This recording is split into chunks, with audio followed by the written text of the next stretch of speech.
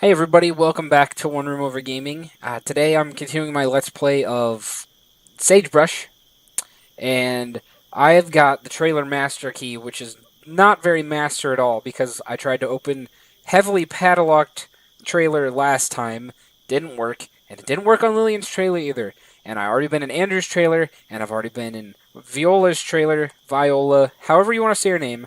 So, literally, Leonard is the only trailer left that maybe it can open. And if it doesn't open his trailer, then why bother with it? Why indeed? So yeah, because Peyton's was the heavily armored one. Um, so yeah, I've been to the fire pit. We just came from the rectory. Haven't done the chapel yet. I didn't even know they were mines. Cleansing rooms. Hey, that sounds fun. But we've been to the farm of the community hall, and we've been to the school. So let's just take a minute and hope that this key can open Leonard's door. Or maybe we'll just die here. Oh, it worked! Frick frack and a bubble gum. I don't know. I'm losing my mind. Oh, I see that. I see that. Everyone else can probably see that too. That's booze. That's no good. Oh, wait, whoa, whoa. What the hell is that? Pick up bolt cutters. Yes, please. And now that... Can we still not see that? Yeah. Well, we all know what that is. That's alcohol. Oh, he's been stealing the Wheaties. There's more alcohol. Boy, Leonard was naughty. Okay, what... Oh! I bet the bolt cutters are going to be for Peyton's, because it doesn't seem... I don't think there's going to be a key for that. Let's read Leonard's note. Thou shalt not kill. But it's not that simple, is it? We are God's army. We must protect our flock. This is a war. With souls on the line, we must be resolute and unwavering. So why won't my hand stop shaking? Why do I keep seeing his face when I close my eyes? Somehow I didn't think fighting for the Lord would mean beating an unarmed man to death with a shovel. Lord, why won't my hand stop shaking? So I do need a shovel. There's a dead man in the earth. Read note from Harry. Leo, it's got to be him, I'm certain. He hasn't talked yet, but I have no doubt. Scrounge around his trailer and see if you find any leverage. We busted the lock grabbing him last night, so you have to use your bolt cutters to get in. Henry. I'm guessing that has to do with Peyton. Busted the lock, and that lock wouldn't work, so... And we see that booze. Let's use a tape deck. Leonard's naughty. The deceiver changed Father James, though only a few of us seemed to notice. He had new revelations almost daily. Doctrines changed. Actions that would have been terrible sins previously were suddenly permissible, while seemingly innocent behaviors became mortal sins. Weird. The others seemed to have no problem going along with it. I wondered if something was wrong with me. Father grew visibly agitated, and as adamant as he was about the sanctity of his new revelations, something was different. He was scared, and that scared me. Yeah, that's because paranoid people do weird shit. Okay, so we know Leonard was drinking alcohol, and we know that he was eating Wheaties. And other than that, what else do we know? That it's getting dark. Okay, so let's come down here and deal with this. I never noticed that window was broken before. Examine chain door. I want to use the bolt cutters. Clip the chains which fall limply to the side. The door hangs slightly ajar. Peyton was a deceiver. Hey, there's that shovel I need. Yeah, weird how that works. And there's no tape deck in here, so read something. Read a note from Lillian. Changed my lock like you suggested, left a copy of the new key under the tree near the fire pit. Okay, so I need to go to the tree near the fire pit, because that's where the new key is. And that's for Lillian. And read printout. Transmit code, this doesn't matter. Compromise need, do not wreck frontal raid, armed mill grade HW training, most 100% brought in, will use violence? I don't know what all that means. It's either a military raid or somebody was like spying. Compromised. Need. Do not record, do not wreck frontal raid, Armed, mill grade, HW plus training. Most are 100% brought in. Will use violence. Okay. Well, shit. And let's go over here and read this real quick. It's getting good. I think we're getting close. Father James Israel, born Donald McKittrick. That just doesn't have the same ring, does it? Born Idaho, early 50s. Unclear. Vietnam vet, honorably discharged in 1970 due to shrapnel injury. Born again in the late 70s. Criminal record includes larceny, drug possession, vagrancy. Married to Ann McKittrick. Signs of amphetamine addiction. Receives visions from... Oh, there's going to be a long... This is 6 pages. Receives visions from angel named Sariel starting in 1986. Left former church and founded Perfect Haven with wife. Purchased Black Sage Ranch 1991. I am, like... super certain that this is almost like parallel to the Heaven's Gate thing because the timelines are pretty close too. I don't know if the guy who did that was a vet or anything. He was a preacher before that. I don't know. Maybe it's a big combination of all this shit. I'm not sure. Ann McKittrick Israel, born Oregon, not much known, works as secretary for a heating and cooling company for years, met James through the church, married in 1981, complete loyalty to husband, primary recruiter for group. Andrew Custer, born never. Recruited in Houston. Owned a small farm. Runs the farm for group. Frequently writes to his brother in El Paso. Viola DeWitt, mid-30s, from Albuquerque, 2 children, Juliet and Lucas, recently divorced from her husband, James. Her husband claims frequent abuse. Frequent consort of Father James.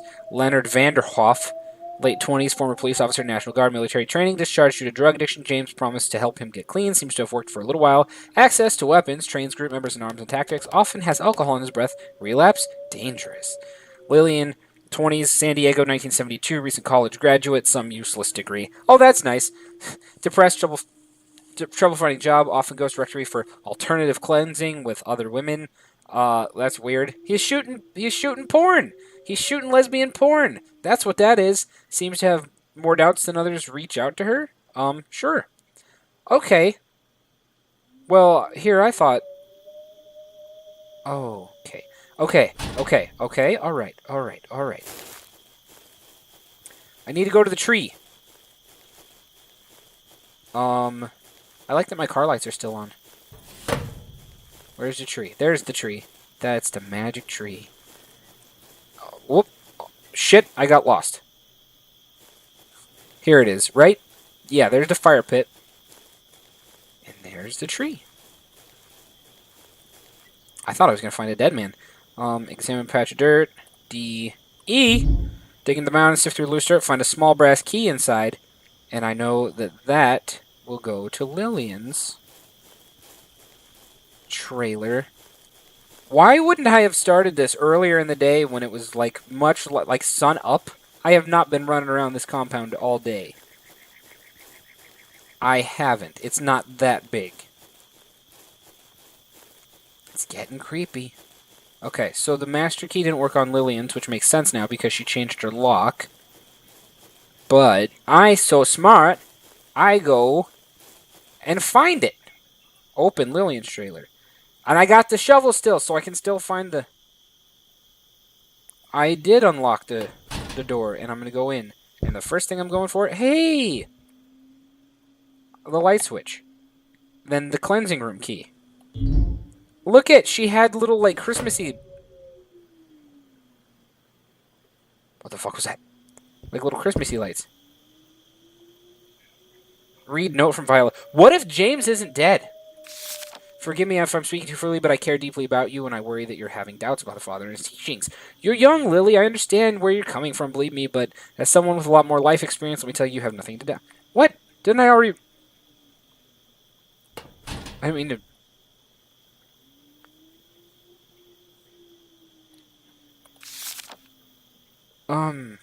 What? Father James is a prophet of the Lord. He speaks the true word. If you need proof, just look at his prophecies come true. I've read this before.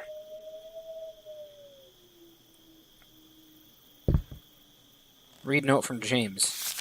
Lillian, a member of the flock who will not be named, happened upon one of the books you purchased while on a trip into town. While reading non-church materials is not strictly prohibited, I must caution you against consuming too much, if any, secular material. The godless worldview is powerfully poisonous, with its promise of pleasure without consequences and freedom from rules. But here you know true freedom, freedom from sin, freedom from damnation, and the true pleasure of God's love. Consider this a friendly warning. I want the best for you, my sister. If it becomes clear that you're reading this compromising your faith, we may have to change the rules in order to protect you as well as the rest of the flock. Well, why don't you just go bork yourself? Read pamphlet, maybe. Are you in a cult? I am! Well, she is. I'm not. She was. It's a scary question, but an important one. Spiritual fulfillment and community involvement are important aspects of healthy life, but it's possible for these to take deeply unhealthy and even dangerous forms. If you're concerned about someone who cares about, if you're reading this, someone who cares about you is concerned about your well-being. It's just, I said yes.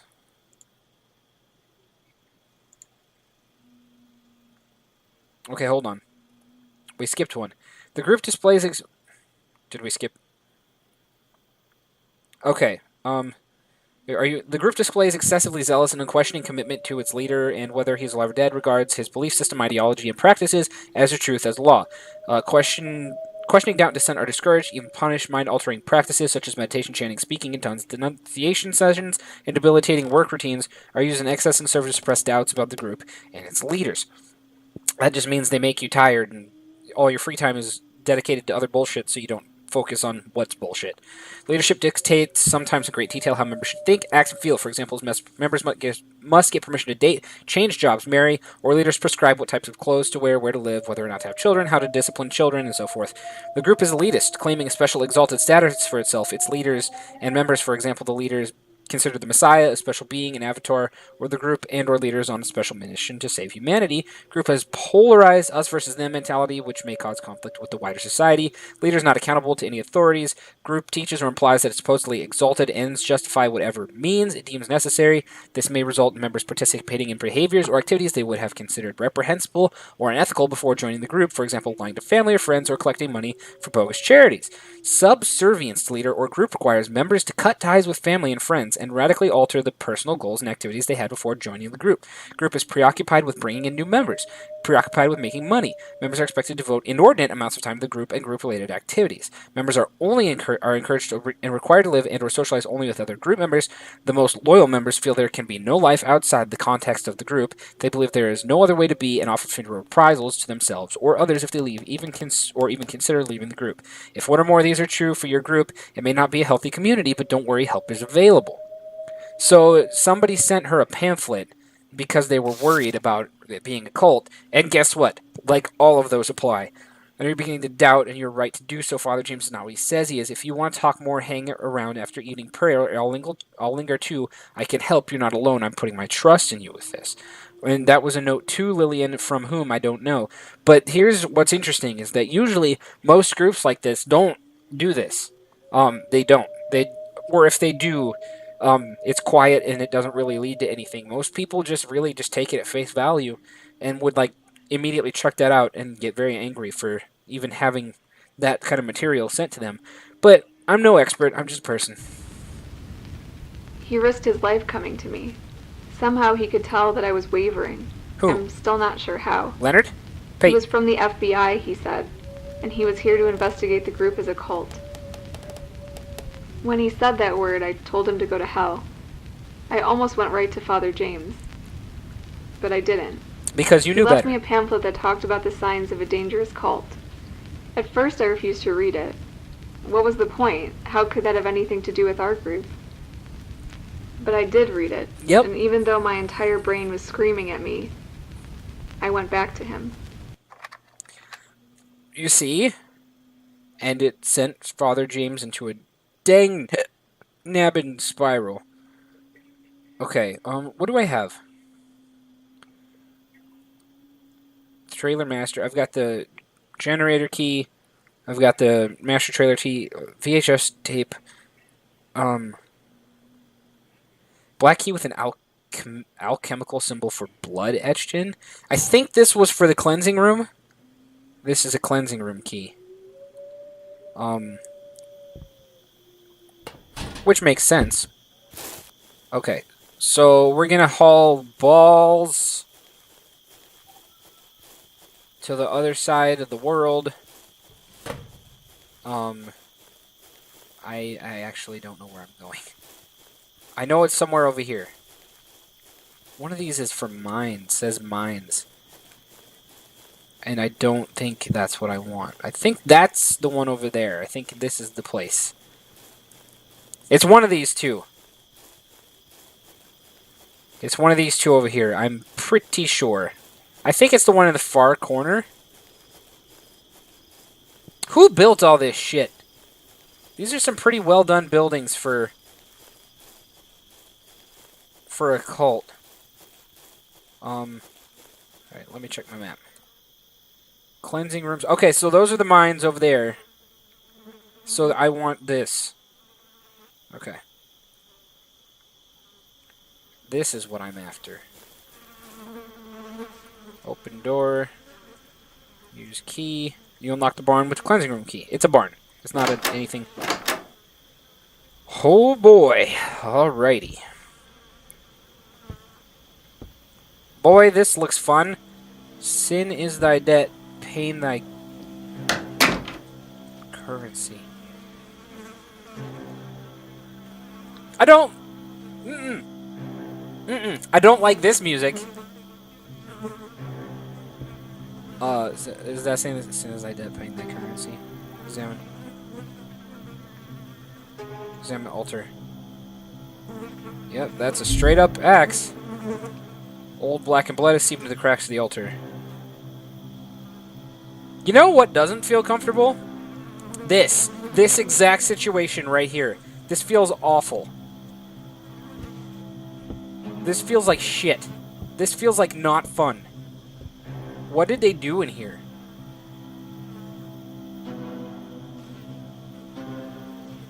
It's not a good time.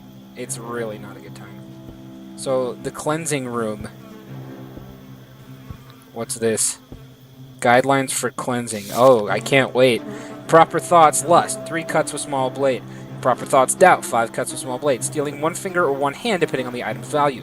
Sloth, 2 lashes from the whip. Taking the Lord or Father's name James in vain. 5 cuts, large blade. Murder, rape, idolatry, the violating body part, hand, genitals, eyes. What, you cut that off?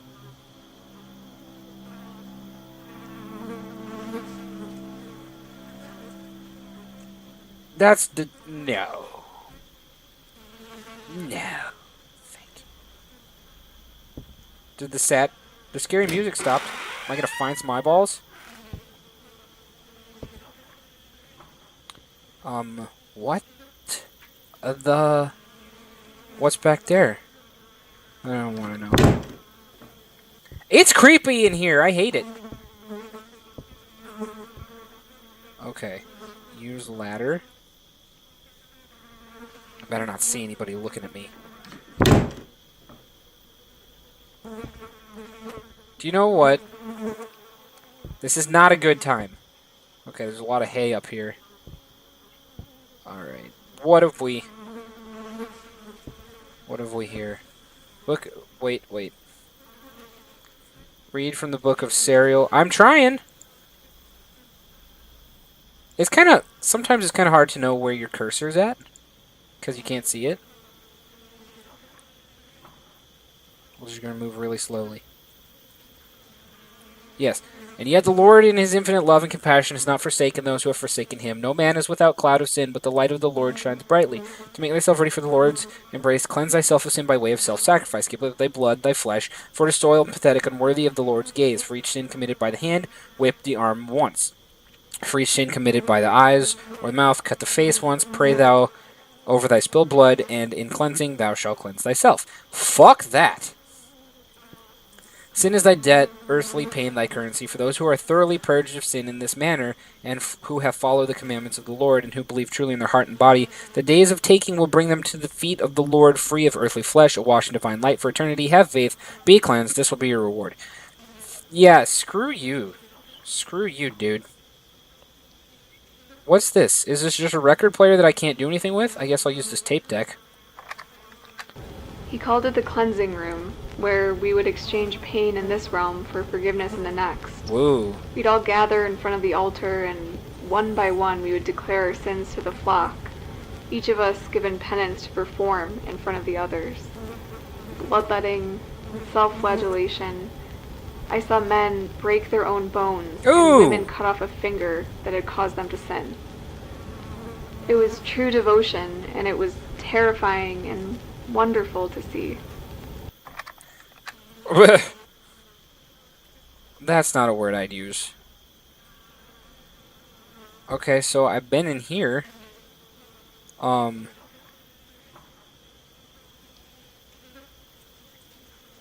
Oh, good. Okay. There's more shit over here. A key? Key to the mines. That's where I want to go. Can I... I'd like to climb down. Yes, please. Use ladder. Oh, it's not a good time. It's really not a good time. I went in the first door, so I'll leave through this door. Can't be any worse. Okay. Should I do the mines now? Should I run through and finish? Should I just go a long finale, or should I break it up? I don't know how close I am. We're at the mines. Where haven't I looked? Let's look at the map. So I've been to the cleansing rooms. I've been to the rectory. I've actually been everywhere with the mines and the chapel. So... Nope, I'm going to go ahead and stop right here. I'm going to break it up, because I don't know how much... Just because there's 2 places left doesn't mean that it's... Could be good. So, that's where we are right now. We're seeing just how bad it really was. At first, it was just like, oh, it's just a hippie, dippy cult. Nope, I guess there are some pretty severe punishments just for, I don't know, lust. For, like, natural human thing. I mean, you know, some things are... Stealing's bad. Rape is bad. Murder is bad. But, you know, like, thinking a bad thought does not equate, like, needing to cut your face. So, bleh. Thank you guys for coming back to OneRoomOver Gaming. Thank you for watching. I hope you're enjoying this in some strange way. We're about to figure out the ending, though, so I'd say one more episode, and then we can put this one behind us. This really happy experience. But anyway, thank you guys for coming. Thank you for watching, and until next time, you guys know where I'll be. I'll be right here, OneRoomOver, playing games for you. And I'm going to go now. So take care of yourselves. Have a good day. Have a good night. Bye, everyone.